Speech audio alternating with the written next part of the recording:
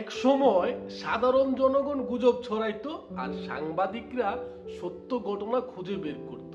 আর বর্তমান সময়ে আমরা এতই ডিজিটাল হয়ে গেছি, এতই আধুনিক হয়ে গেছি যে সাংবাদিকরা এখন গুজব ছড়ায় আর সত্য ঘটনা খুঁজে বের করতে হয় সাধারণ জনগণের। গতকাল থেকে ক্রিকেট নিয়ে একটা বিতর্ক চলতেছিল যে তামিম, মুশফিক, মাহমুদুল্লাহরা নাকি নারী আম্পায়ারের অধীনে খেলতে নারাজ।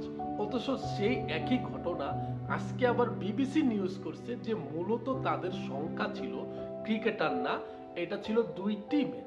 ঢাকা প্রিমিয়ার লিগের যে দুইটা দল ছিল, মোহামেডান এবং আরেকটা সম্ভবত প্রাইম ব্যাংকের, তাদের মূলত একটা সংশয় ছিল যে অনভিজ্ঞ আম্পায়ার নিয়ে, যেখানে নারী পুরুষ বলতে কোনো শব্দই তারা ব্যবহার করে নাই। এমনকি যে আম্পায়ার আছে, নারী আম্পায়ার, উনিও এমন কোনো অভিযোগ করেন নাই যে হ্যাঁ আমি নারী দেখা আমারে তারা এরকম বলছে।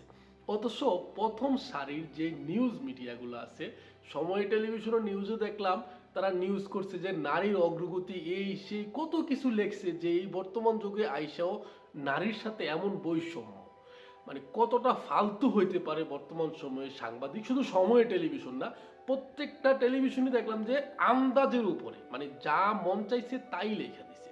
অথচ আজকে বিবিসি প্রতিবেদন, তারপরে আরেকটা পড়ছিলাম ভোরের কাগজ, যেখানে বলা হয়েছে যে আম্পায়ার নিজেই বলছে, যিনি যেই নারী আম্পায়ার আছে, যে ওনার থেকে, যে নারী আম্পায়ার আছে ওনার থেকে তামিম, মাহমুদুল্লাহ ওনারা সিনিয়র, আগে থেকেই তামিম, মাহমুদুল্লাহরা ওনাকে অনেক সহযোগিতা করছে ব্যক্তিগতভাবে।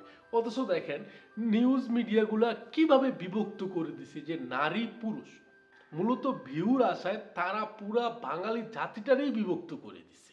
আবার কিছু মানুষ দেখলাম যে সেখানে কমেন্ট করতেছে, মানে ধর্ম নিয়ে টাইনা আনতেছে। ভাই, এই খেলার ভিতরে ধর্মটা আইলো করতে, মানে মাহমুদুল্লাহ বলেন, তামিম বলেন বা কোনো টিম বলেন, কেউ কি বলছে যে আমরা ধর্মের জন্য নারী আম্পায়ার মানি না? ভাই, এখন আমার মূল কথা হয়েছে যে এখন আমরা কারে বিশ্বাস করবো? সাংবাদিক যদি নিজেরা গুজব ছড়ায়, তাহলে আমরা বিশ্বাসটা করবো কারে? বিশ্বাসের জায়গাটাই তো আর রইল না।